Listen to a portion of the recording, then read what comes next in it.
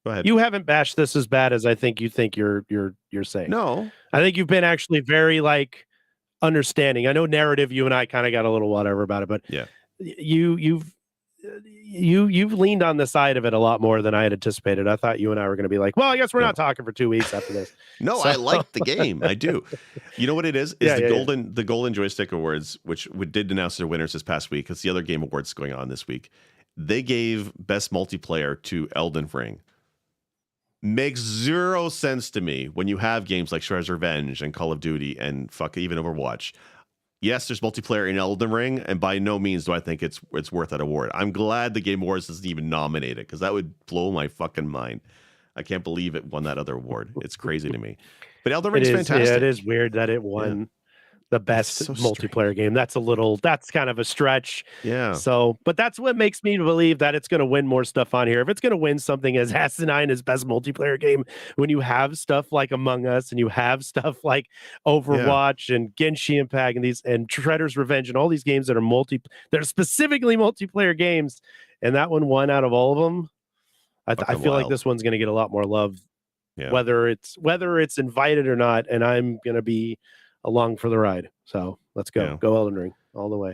I am curious to see what they do with Elden Ring in the future. If there's a sequel, I think there's gonna be a sequel. How can there not be a sequel to Elden Ring? But if they do a sequel, what does the story even look like? What the hell do they even do? Is it just gonna be like another random, like the Dark Souls games 1, 2, and 3? I mean, they're great, but they don't feel anything.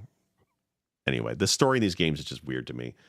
I love the games. Honestly, 1 and 3 are the only two that are really like married together. Connected 2 together. could have been its own game if it wasn't called Dark Souls. But 1 and 3 are really the only two that have revisiting locations, places that you remember from the first one into the third one. 2 is literally its own beast. It's its own thing, and it's doing its own thing, which is it's a great game. Don't get me wrong, but if they changed the title of Dark Souls and made it something else, and just played it the way, and they're just like, we're from FromSoft. This is like, I don't know, Demon Shoe Finder or some shit, then you'd be like, oh, it's a FromSoft game, so it's going to be difficult, but a lot of people don't like it because it doesn't mix in with the lore of the other stuff. Yeah. But it's a really good game if you can just eliminate the fact that it is a Dark Souls game. That's the only difference about it. But and there's other games where I've said that, where if the name was different, it would be a much better game. Just because the expectation that the name brings to some things is a bit weird. So, all right. Very true. Yeah. I mean, I think we agree, honestly. Elden Ring's a fantastic game, and it deserves a lot of these, but there's a few where I'm like, really now? Although I think I'm with you. I'm more upset Ragnarok being held to the same level in nominations that Elden Ring is. That doesn't work for me at all. That doesn't sit well with me. It doesn't bode well with me either. So. Yeah, that's pretty odd. So. All right. Well, we are Press Me to Cancel. You can find us on YouTube if you're watching us live, or you can find us on Stitcher and Pocket Casts and Amazon Music for some reason, or also on Google and Apple Podcasts. Or if you're failing that, just check out our website, pressmetocancel.com. Chard, where can folks find you? Here with my good friends. We miss Sinistar, Wolf, and GP today, but they are celebrating and traveling and doing things with their family for the American holiday of Thanksgiving. But we love you guys, and hope you're being safe out there. Jake, thank you for letting me be on here with you. You can find me at Twitch at www.twitch.tv/Chardmonk and most other social media platforms, as long as they are still active. You'll see me there. Yeah, and I am Sick Jake. You can find me. I kind of told myself I'm going to give up on Twitter. I haven't really checked it this past week. I am on Mastodon, Sick Jake at Mast.2, if you care about that. Otherwise, you can find me actually on YouTube. I'm been ramping up some stuff for YouTube and possibly Twitch. I got to see. But you can find me, SICJAKE, most any social media platform that's available, except Hive. Fuck Hive. Anyway, thank you very much, everybody. Everybody have a great night. Elden Ring is the greatest game of the year 2022. And if you don't like Elden Ring, then I think you just like to watch the world burn. Nice. All right. Stop recording.